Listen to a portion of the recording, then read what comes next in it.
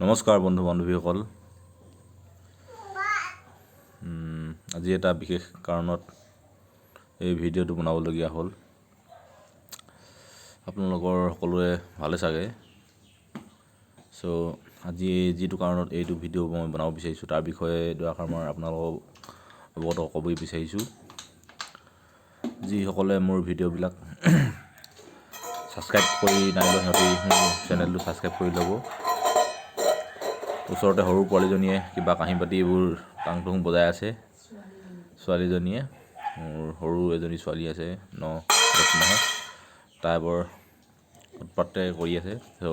এইবিলাক কথা সকলো সামৰি এতিয়া মই মোৰ বিষয়ত আহিছোঁ। আজি ক'বলগীয়া কথাখিনি হ'ল মিঞা মিউজিয়ামৰ বিষয়ে।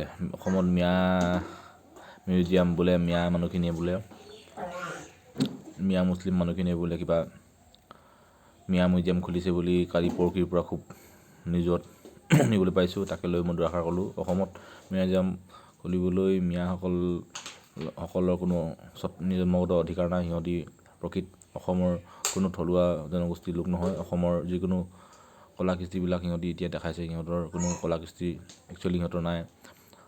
কিবা নাঙল দেখাইছে, কিবা লুঙি এইবিলাকক লৈ হৈ যায়। সিহঁতি অকল লুঙিক কৰিব পাৰে, কিন্তু অসমত সিহঁতৰ স্বাভিমানী অসমৰ যিকোনো গামোচা চামোচাক লৈ বা অসমৰ কলা কৃষ্টি বস্তু বিশেষ লৈ সিহঁতি ৰাজনীতি কৰিব বিচাৰিছে বা বদনাম কৰিব বিচাৰিছে অসমীয়া জাতিটোক। তাকে লৈ কথাখিনি ক'লোঁ। মোৰ ভিডিঅ'টো আপোনালোকে সকলোৱে চাই লাইক কমেণ্ট শ্বেয়াৰ আৰু ছাবস্ক্ৰাইব কৰি দিব, আৰু লগতে ছাবস্ক্ৰাইব কৰি মোৰ ভিডিঅ'বিলাক প্ৰথমত পাবৰ কাৰণে আপোনালোকে অল প্ৰেছ কৰি বেল আইকনটো প্ৰেছ কৰি দিব, যাতে মই দিয়া ভিডিঅ' আপোনালোকে সকলোতকৈ প্ৰথমতে পায়। সেইখিনি ক'লোঁ। অসমত মিঞা মিউজিয়াম বা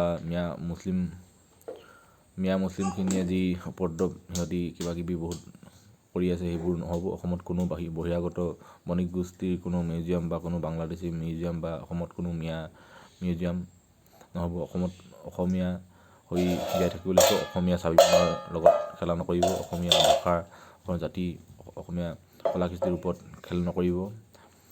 অন্যথা অদূৰ ভৱিষ্যতে মিঞা হওক বা কোনো বহিৰাগত বণিক গোষ্ঠীয়ে তাৰ ফল ভুগিব লাগিব। তাকেও ক'লোঁ।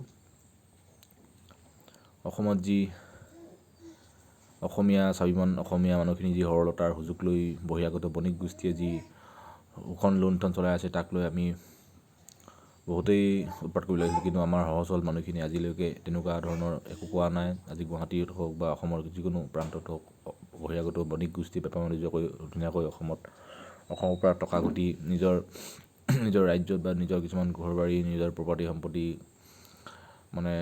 বনাই লৈছে। সেইখিনি ক'লোঁ। অসমত থাকক, অসমীয়াৰ লগত খাপ খোৱাকৈ অসমীয়া কলা কৃষ্টিৰ লগত মিলি যাওক। এইখন শংকৰ ৰাজানৰ দেশ বুলি কোৱা হয়। সেইখিনি ক'লোঁ। মোৰ ভিডিঅ'টো যিখিনি মানুহে চাই থাকে সকলোৱে লাইক কমেণ্ট শ্বেয়াৰ আৰু ছাবস্ক্ৰাইব কৰি দিব। তাকে ক'লোঁ। ধন্যবাদ।